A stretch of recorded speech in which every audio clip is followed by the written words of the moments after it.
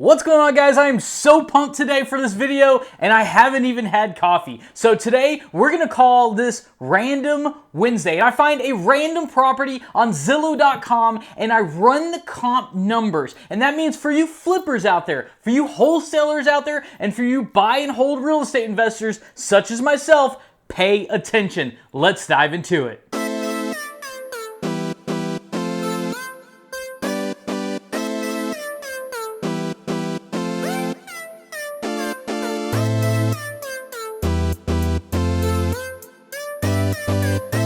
Hey guys, if we're just meeting, my name is Dauria. I'm a full-time real estate investor. I live solely off passive income. I invest in single-family, multifamily, commercial units. I buy, I rent, I rehab, I refi, rinse and repeat, and do it again. I work only with the bank's money, therefore I use none of my own, and I'm gonna show you how to do the same. And with all that being said, let's dive into the computer. Alright guys, and welcome to my computer, and we're going to do this in as much real time as possible. I'm going to try not to do a bunch of cuts so you can see exactly how this is done. So here we are at Zillow.com. This right here, if you can see my screen, I'm circling around. This is like the area that I look in. This is North Texas. Okay, so we're just going to scroll down. I have not done any of this before I turn on the camera, guys. You are looking at it the way I am. So this just came up right here. 15 hours ago. It's a 3-bedroom, 2-bath, 1,200 square foot house. It's in Mesquite, Texas, and we're going to use this one as an example. We're going to click on it, and we're going to get a general idea, if possible, of repairs. Like I said, this is just the preliminary stuff. You can see it has a nice fence. Overall, it actually looks pretty good on the outside. The windows actually look like they're good windows. This year house usually has like the aluminum frame windows. So the inside, so far, so good. You got some foundation movement right here. You can see it was already repatched. They might have some dogs or something. That front door is gnarly scratched. Can't tell if these floors are like damaged or not. It's kind of hard, but anyways, okay, so we're gonna go through. We're gonna just kind of scroll through these pictures really quickly. Okay, so you got some repairs right here. So we got to know repairs when it comes to these numbers. That's why we're doing this. So you know, there's no ceiling fan at all in here anywhere, so we're gonna budget to get that taken care of as well. Ceiling fan with light, same thing right here. There's just no lights in this room. Something's right there. Maybe, yeah, okay. It's probably broken, so I gotta get some repairs done. Okay, so in the back, it's actually decent. Older AC unit, you can tell right there. Pier and beam house, you can see right there with the vents. Okay, AC's probably broken. Do you see that right there, guys? You see you got a window unit. Let's see if there's any fans. Let me scroll. Yeah, fans. Okay, yeah, so the AC's broken in this house. See how fast I did that? All right, so charming single family, blah, blah, blah, blah, blah, blah, blah, blah, blah, blah, blah. Okay, all right, so cool. It says close to major freeways, shopping mall, movie theater, restaurants. All right, so this is what we're going to do, guys. We are going to copy this address right here. We're going to hit copy, and then we're going to go to rentometer.com, and this is just going to give us a really good general idea of the rents that are potential in this area. Let me check here. It's a 3-bedroom, 2-bath. Okay, so we got the address, 3-bedroom, 1.5 or more. I'll look back 12 months, search radius. I like to get within a mile if I can, guys, because that'll give us the best we can find as far as comps. It is a house or duplex, and I've never seen the rent branding, so yeah. So they're going to show us Renometer only. So because, okay, so good. A is the closest, B is the next, C is the next. Okay, and red means the most expensive. Okay, so because I'm paying for Renometer.com yearly, we have the pro reports to look through. $1,200 is the average, so I know if they're asking $149,000 and the rent is about $1,200 or so. I know I'm not quite at my 1%, also minus repairs, but let's deep dive into this because sometimes we can learn a lot more when it comes to this. So the first thing I do is I look at this. I can already see an issue. A good one too. Okay, so this is the house right here, guys. A is the closest, B, and then C. Okay, so the first thing is A, and that is a 315. So it's not a 32. It's bringing 1,400. Okay. It's 1,000 square foot. This guy is 1,264. All right, cool. This is $800. Let's just look at this thing to see, is it a comp? Is it nice and clean? And no, it needs paint. It needs a roof. It needs. Okay, so we know that that's not going to be a good comp for us. What is this? This is a 3-2. Here we go, guys. Here's a 3-2 at 1,200 square feet, and we are 1,200 square feet. Awesome. And it's less than a mile away. Okay, and this one's at 1,475. So let's click on this. Let's look and see what the condition of this is. Kind of hard to see with that tree, but it looks like it's in fair shape. At least from this, it looks like it's in fair shape. And we can also pan around the neighborhood too, but for this video, we're not going to make this too long. Okay, so this $800 one isn't a good comp. This one's a better comp, except for it doesn't have the bathroom count and it's a little too small. This is actually our best comp. So we're looking at about, and this was in September 2020.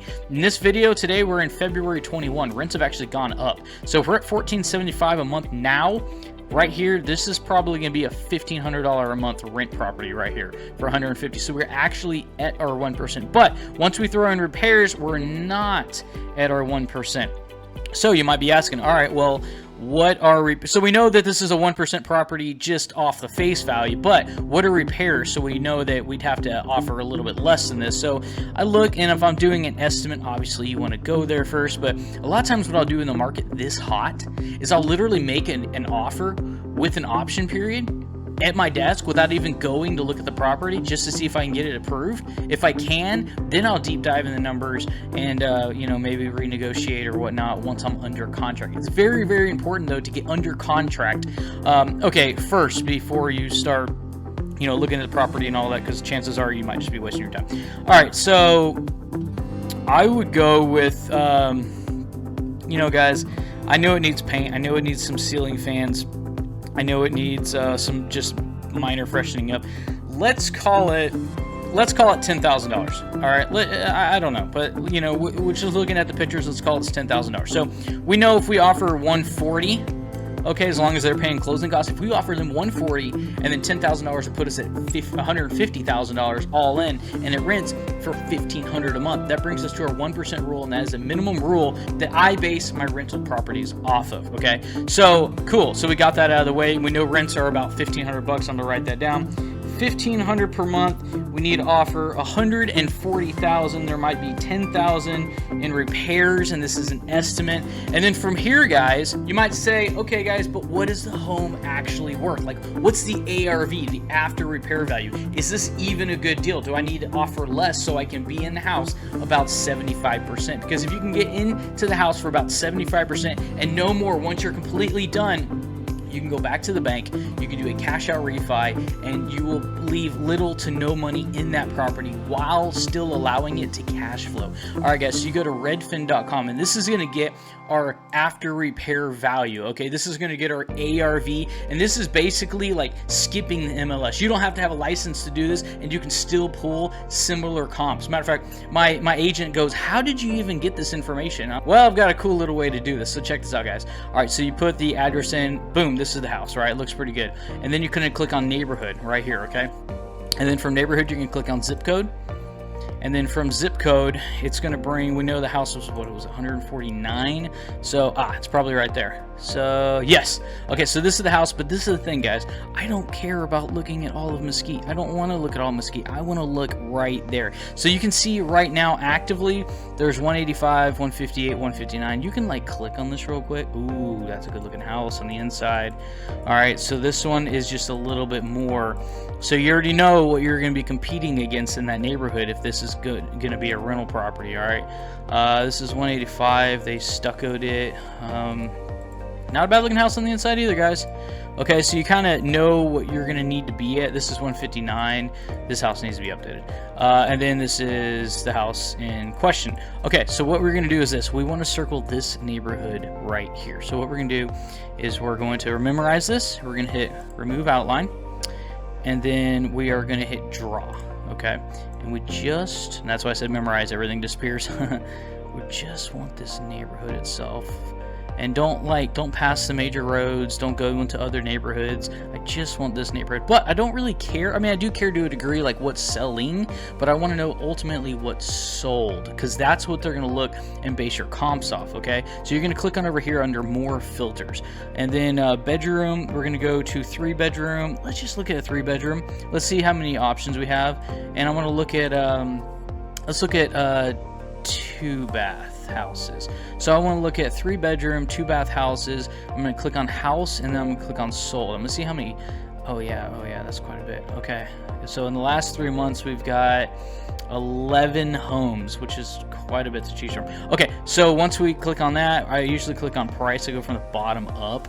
So I know it goes from 120 to 130 to 180, and these are 3 2s. Why are these so cheap? So that's the thing, guys. This investor. Oh yeah, I saw that. That one, I looked at the condition on that one the other day, and this one has no pictures at all. Does it? No pictures. Okay, so we can assume on the inside of that guy it needs some repairs as well. So ARV, the after repair value, I know these two need repairs. So the ARV on this house, I've got 179, I've got 179, I've got 189. That one's a big house though. So I'm a little bit bigger. I'm a 3-bedroom, 2, and I'm 1,200 something square feet. And these are 11. These are at 179, 180. So probably like call it like 185. You know, if you want to be conservative, you can just say 180 grand. So we'll just say this house is worth $180,000. Okay, so now we know what it can ultimately rent for. We know what it ultimately could sell for. Even though we're not selling it, we still need to make sure that we're in the house for a good deal. So let's dive into the other camera and break down these numbers. Hey guys, if you stuck with me this long, congratulations. You have what it takes to be a millionaire. Well, it's not that simple, but congratulations for making it this far, guys. Check this out. We're gonna deep dive real quick into these numbers that we just got. It'll literally take a minute, and I'm gonna tell you exactly where you should be on that property, all right? Now, I don't know if this property is still for sale or not, so please don't bombard this guy. You know, these are just basic examples offline. Chances are it's already sold. Okay, so we know it's gonna rent for $1,500 per month. We know that the purchase price that we need to get it for should be, based off the rental only, needs to be about $140,000 as long as they're paying closing costs and as long as the repairs are $10,000. That'll put us in it for $150,000. 1% of $150,000 is $1,500 a month. But when we go back to a bank and we do a cash out refi, hopefully to get all of our money back and be able to keep the property and still cash flow. If you guys want more information on that, consider subscribing and hitting the notification bell. We talk about the BRRRR process a lot and how I'm building my portfolio. And I want you to watch how I'm doing it so you can replicate it yourself. Okay, so $180,000 is the ARV. Okay, so we know $180,000 times 0.75. These are like real rough estimate numbers, but that's only $135,000, guys. We came in and say, oh, we could offer maybe $140 if it has $10,000 repairs. So let's say the repairs are correct. They are $10,000, okay?